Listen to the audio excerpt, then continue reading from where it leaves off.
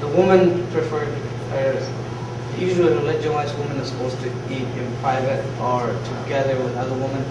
You're not supposed to, a woman's eating, she's not supposed to be seen by other men, so she has to eat in private.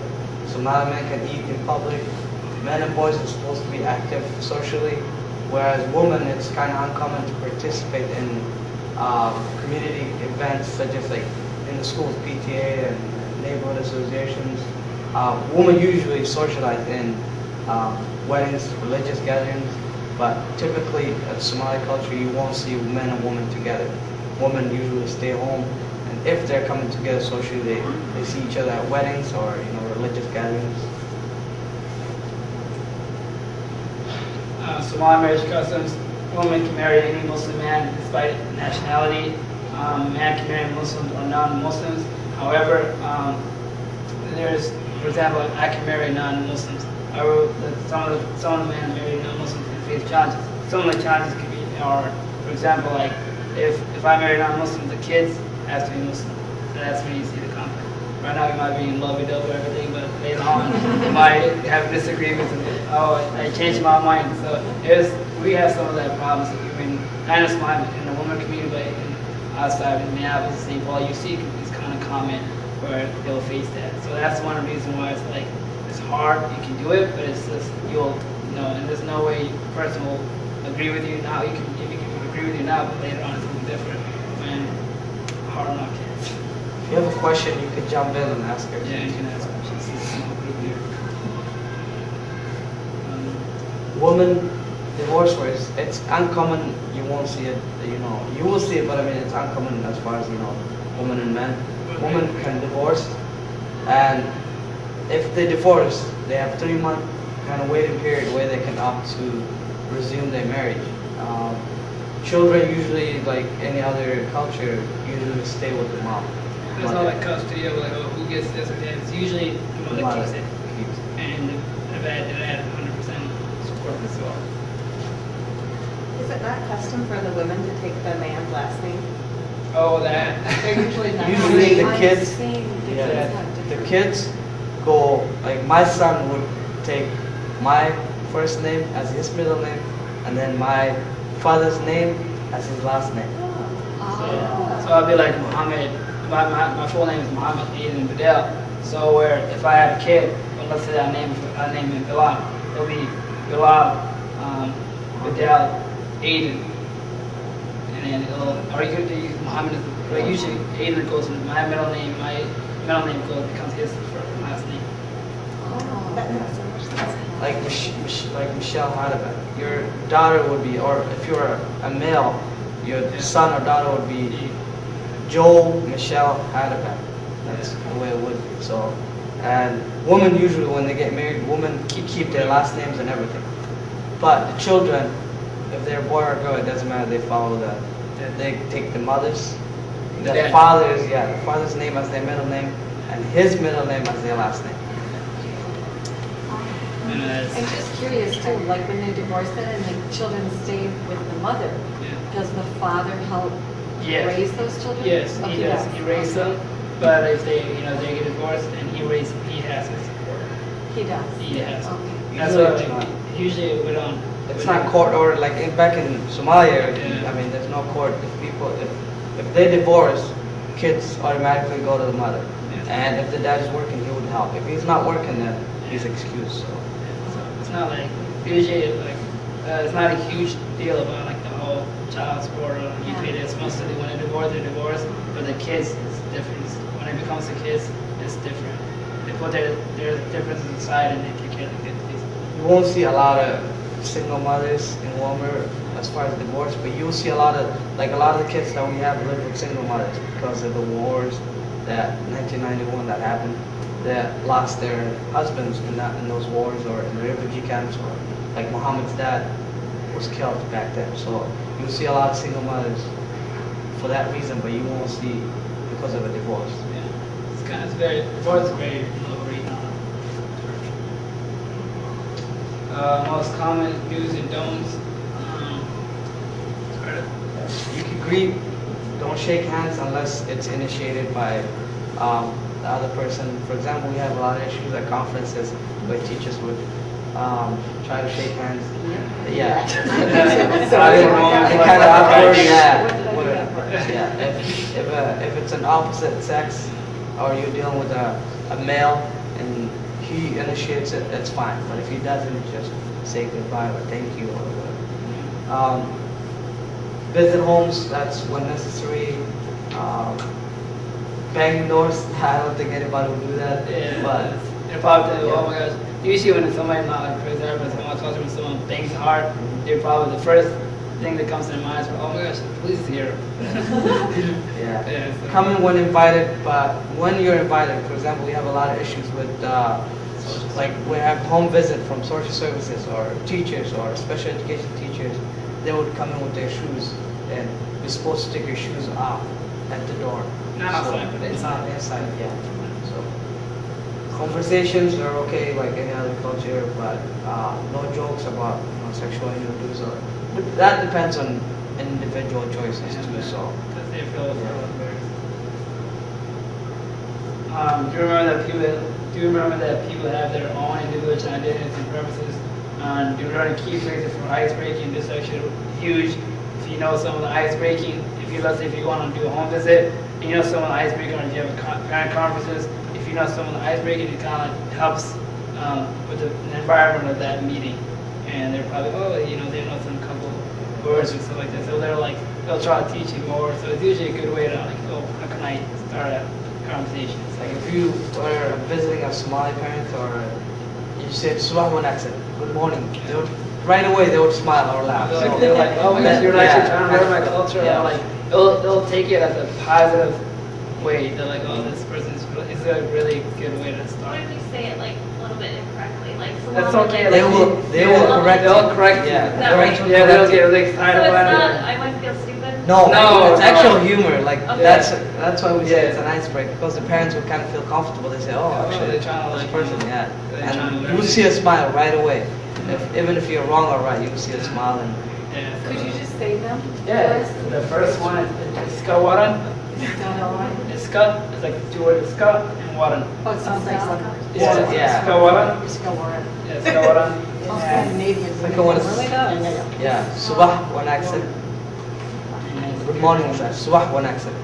Subah one accent. Yeah. Swah. Yeah, like the X. X with the H. Yeah, in English you would say like eight, like subah one accent. Subah one accent. Subah. Yeah. And the last one is which is Maga. Maga. Which is what is your name? Like the C in Somali is A, so you say maga'a.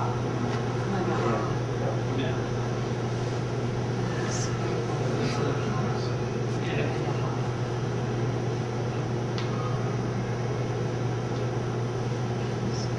If you want to learn more, I'm here, he's at Roosevelt, so Yeah, just if ask you us wanna know some common phrases phrases you want to or- learn. So.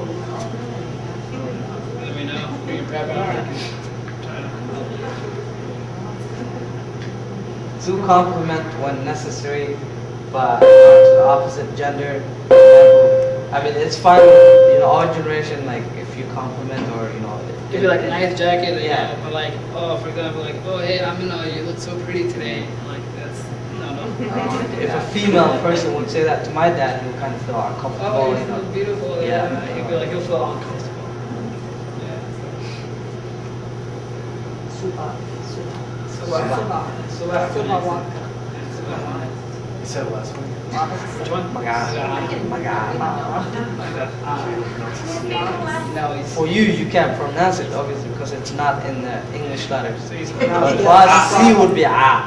So you say maga'a.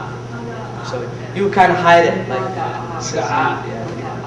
Maga'a, yeah. You can hide it and then the two letters, the two A's, yeah. And people would understand it. Say maga'a. And in small language, we usually have double like A's and E's Yeah, and double. stuff like that. So usually double the letters. You see that kind of. Well, and I've noticed like with the little ones, the P and the B. We don't have, Yeah. yeah, that They that don't, was, you don't have a P, do you? that's even still hard for me now, today, yeah. We Is don't it have a P. really? Yeah, it is. We Yeah. don't have a P. They have a So really anything hard with time a P, I would pronounce it with a B, P. Yeah, so exactly. it's really hard. Yeah, it's very, yeah. It's hard to Still hard pronunciate for me, even yes. for me sometimes Yeah. when We're you're not trying being all even to that. do it. It's still hard for me.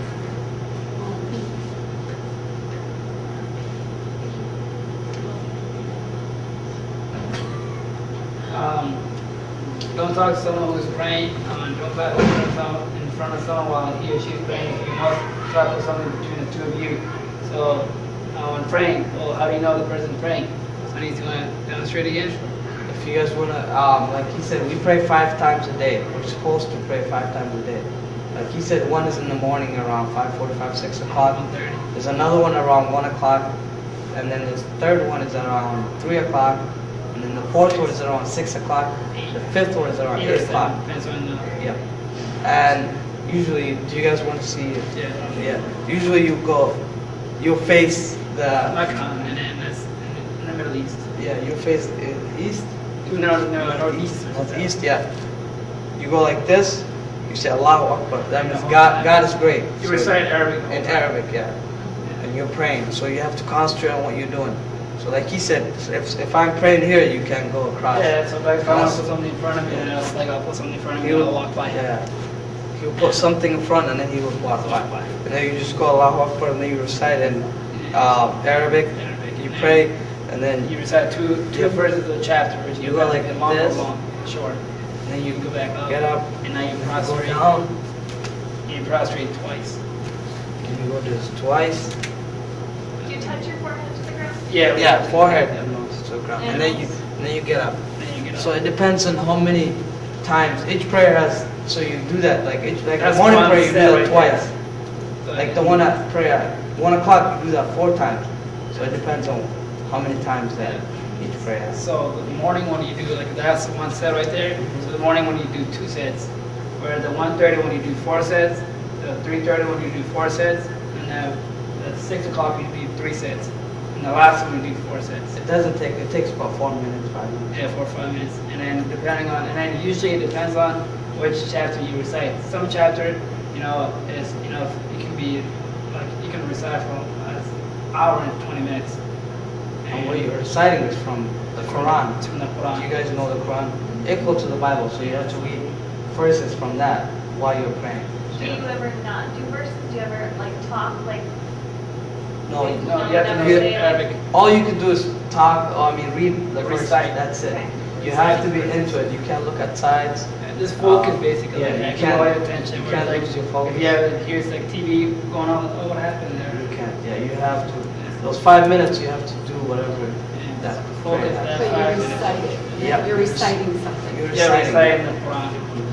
And it depends on what chapter that you want to recite. It's not like where you can, as soon as you start Allah's word, it's recommended to recite the first chapter of it, but after that you can recite another chapter, whatever chapter you like. If it's time rushing time, if it's, you're late or something, you can recite shorter verses, or you can recite long ones. Usually in the morning ones, people when they wake up, I sometimes like to recite the longer ones, so I can feel like I'm more communicating. Where during the day, or if Sorry I- to interrupt. Is there ever a time that you talk Can't talk. Yeah. to God like? Oh, you can after that. That's, you Yeah. can, yeah, when you're reciting, you're talking to God. That's But what like, it- Yeah, no, yes, you're right. I know what you're talking about. So after the prayer, Like, you make oh, a you supplication. can help me Yes. with after this. the prayer, yes, It's after called the prayer. It's yes. called dua. It's called Yeah. supplication. So after prayer, you can ask for it. You can, thank God for all the stuff. You don't. And dua, which is supplication, it's basically does not necessarily does not need to be in Arabic. After prayer or It can be in any language. In any language, you can do it. Yeah. So you just recite no problem. You're praying, but after that, you can ask whatever, forgiveness, anything, in any language in your own native language. Let's see. Don't call someone with your finger. I don't know, most of you know that already. Yeah. Don't do this. If you're culturally, what we do is like this, or you could do this. But this is very kind of respectful in our culture. You can't do that. Don't try. Usually- Yeah. Usually the prayer ones, usually sometimes, when you're praying, people don't know if the person, hey, hey, Anise, or like, they're like, oh, hey, Anise, are you okay? That's kind of like, when I know it happens to me a couple of times at work in the hour, and they're like, hey, Mohammed, Mohammed, and it's kind of like, Yeah, prayer when somebody's praying. Yes. they're like, then they kind of left, and then later that, hey, I was like, oh, I was actually praying, so, like, oh, okay. Usually I try to find my own like a little, where I was like, oh, it's time to pray, and I pray right here. Where I used to try to find a home, then a quiet area. Are kids sensitive to things that would be offensive, like calling Younger kids, they probably won't. Let's say that, for example, let's say I was a parent and I came to visit or something in the classroom, and you go, oh hey, come here, Abdi, and I would probably think like, oh, it's very disrespectful, like he's calling with his hands to my kids, or like sometimes where he works, he works there, like they'll call him, someone the supervisor will say, oh hey, come here, Abdi, like yes, they're like no, don't call me. They don't have a lot of issues with schools, but they have a lot of issues at workplaces where an authority would call their employee like this, and then that'll be a very But you know that that's just our culture. yes. So I would know. Yeah. We would know. Educated All parents wouldn't know. Oh, that. They wouldn't know. That's sure, why. I suppose. Yeah, like I have no problem with other teachers or calling me. They do that all the time. I have no problem with that. I'm used to it. So. Yeah, and even like I was talking to Joel at the Roosevelt. I was talking to me that even in Hispanic culture, this usually means like kind of disrespectful way. I didn't know that. I really didn't learn that. So in that Hispanic culture, this means usually kind of some sort of degrading way in a way. That's why they carry basic. In a way, like carry like one finger only. Like I really work with one finger. Yeah, that's what they. Yes, that's So we should just go. No, that's what we do. Culturally, it's like this. Come here. Yeah, so usually if I'm flying like Abdi or something, I'm like, hey Abdi, come here, or like, hey, come here.